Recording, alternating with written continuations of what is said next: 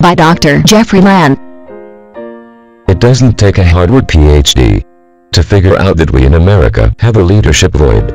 We need real leaders, and we need them yesterday. After a long and thorough search, I am ready to unveil to my readers, the most discerning folks in the universe, exactly where such leaders are being crafted, one tight t-shirt at a time. The answer is Hooters, the restaurant noted for its mediocre burgers and chicken wings, and, notoriously, for the comely waitresses whose manifest charms are designed to keep the customer's eyes on something other than what emerges from the kitchen. As all restaurant owners know, particularly after the nation's business-killing recession so recently over, you need a gimmick to expedite success and maintain your advantage in this ultra-competitive industry.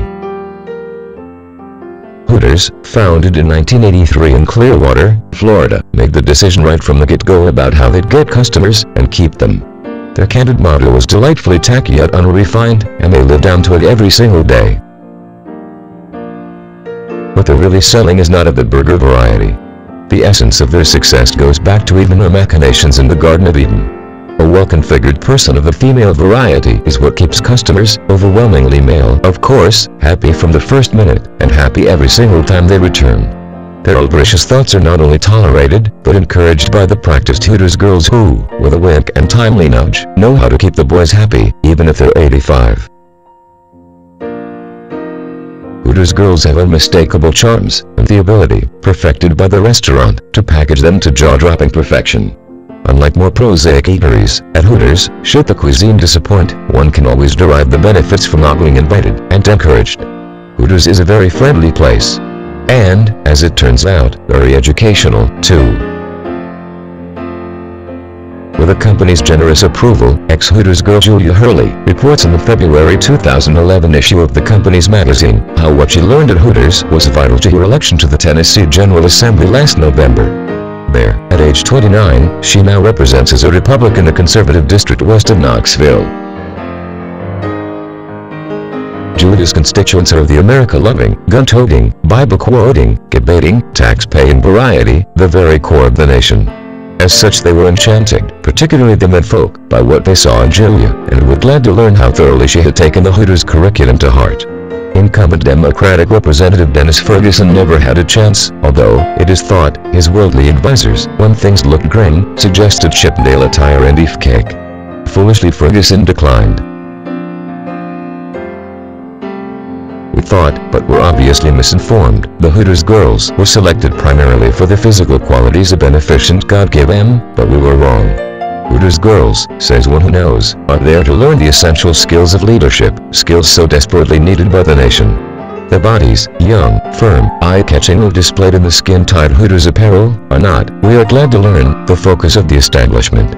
No, we have come, red-blooded males all on a pether, to see America's finest young ladies learn the skills with which they will solve all of America's problems, one satisfied citizen at a time, without a penny of extra task.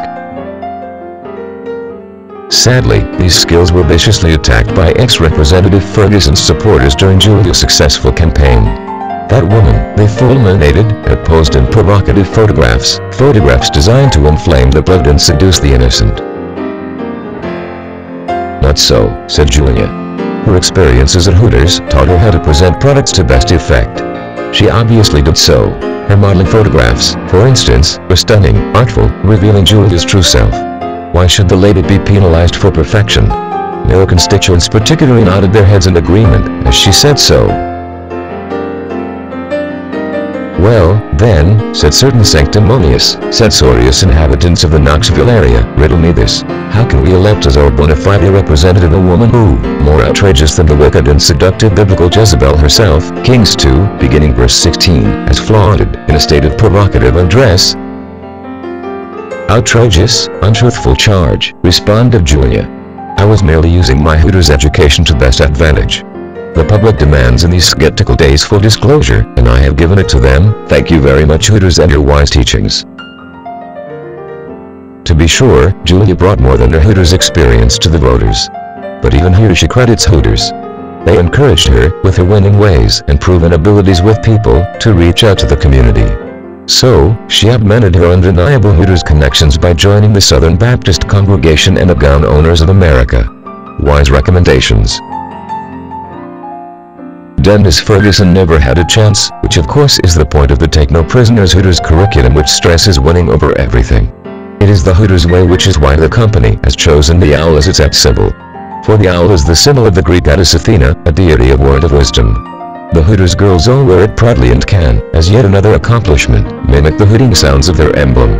It is for these, and nothing else, that the company is named. Don't let anyone tell you otherwise. Representative Hurley is by no means the only ex-Hooters girl who has made better.